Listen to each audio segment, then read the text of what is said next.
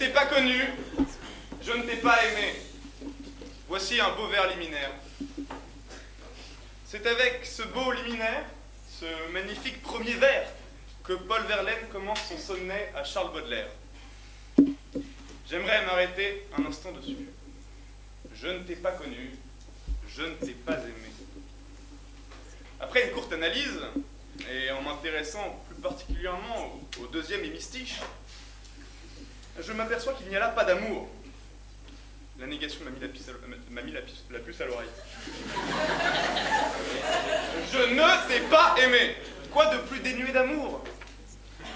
Alors si vous le voulez bien, même si vous ne voulez pas d'ailleurs, je vais vous proposer un petit test logique.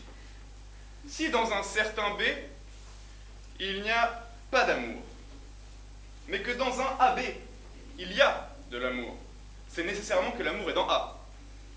Or, dans ce liminaire, par exemple, je ne t'ai pas connu, je ne t'ai pas aimé, il n'y a pas d'amour, vous me suivez? Mais dans les préliminaires, il y a de l'amour! Oui, enfin, chez les gens bien. Puisqu'il n'y a pas d'amour dans le liminaire, mais qu'il y a d'amour dans les préliminaires, c'est que l'amour est dans le pré.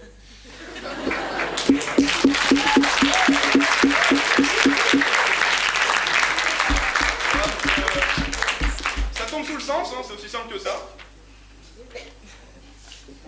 J'aurais pu m'arrêter là. Logique implacable. Mais bon, j'ai 7 minutes. Il faudrait que je les remplisse. Donc je vais pas rester sur ce jeu de mots idiot. Bon, j'aurais pu dire imbécile jeu de mots, mais Charles Marotte a montré que personne ne sourit aux imbéciles.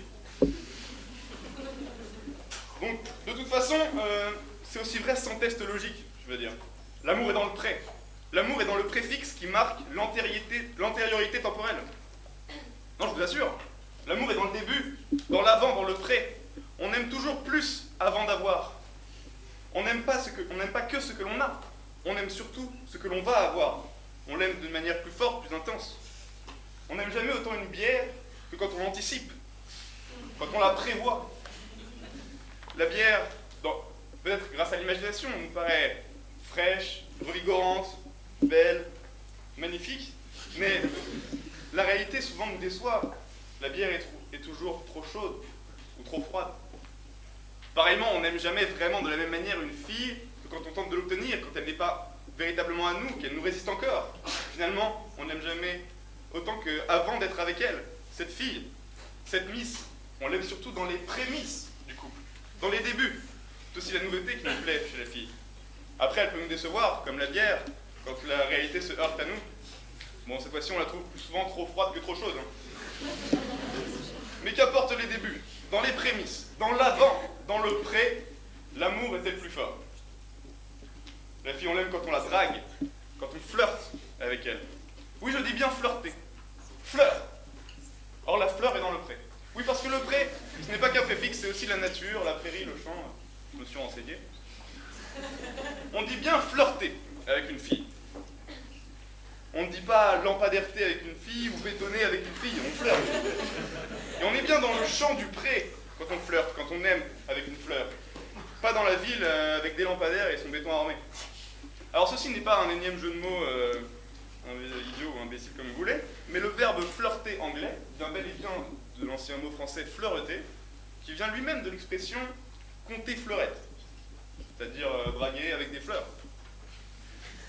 Donc, vous me direz que j'essaie encore de vous illusionner par de la logique, mais le langage tout entier est derrière moi, la richesse de la langue française, ses habitudes, ses recoins, ses proverbes, son champ lexical, souvent, m'aide à montrer que l'amour est dans le pré. Or, le langage est bien formé par les hommes. C'est lui qui dit la vérité, qui dit ce que l'homme expérimente lors de son existence.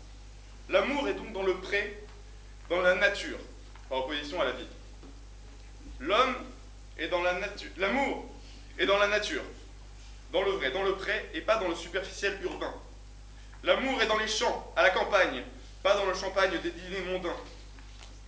Pour s'isoler avec sa douce, ne parle-t-on pas d'aller aux fraises plutôt que d'aller aux feuilles? Les lettres d'amour ne sont-elles pas écrites à l'eau de rose et pas à l'encre de ville, ce sombre kolkhoz? La nature est plus que représentée dans le lexique amoureux. Avoir un cœur d'artichaut, avoir des papillons dans le ventre. Mais merde, c'est quand même pas que le langage qui va me donner des preuves pour dire que l'amour est dans le pré. C'est aussi mon cœur. Je vais trouver des arguments dans ma sensibilité, dans les expériences du réel, dans la vie, la vraie. Au champ, l'amour est plus authentique. C'est au pré qu'il y a le vrai amour. L'amour sauvage, le brut. C'est dans les prés que vous, jeunes demoiselles, trouverez votre étalon. Et vous, messieurs, le cul de votre crémière. C'est dans les prés qu'on trouve les véritables bonnes meules de foin et les meilleures semences. Et ça tombe bien que ces derniers se retrouvent dans le pré, car c'est d'ailleurs la terre qui est la plus fertile. La spontanéité de la nature est révélatrice de la profondeur de l'amour. Même les putains de la ville vous le diront, après avoir avalé une pastille de Vichy pour s'enlever l'horrible haleine de l'hypocrisie urbaine. Les putains diront, la terre, elle, ne ment pas. La sincérité est dans les bois, dans la forêt, dans la nature, dans le pré. Car la ville aseptise tout, alors que le pré révèle. La ville empêche la rencontre des âmes, enfermées dans les rendez-vous pressés. Le pré, c'est autre chose. Le pré permet d'errer et de s'aimer le long des promenades. La ville n'est que protection. Le pré est révélation. La ville pose des contraintes, temporelles, spatiales. Le pré est inconditionnel. L'amour est dans le pré. Il y a trop de paratonnerres à la ville pour les coups de foudre. Bon. Pas forcément pour les tonnerres d'applaudissements.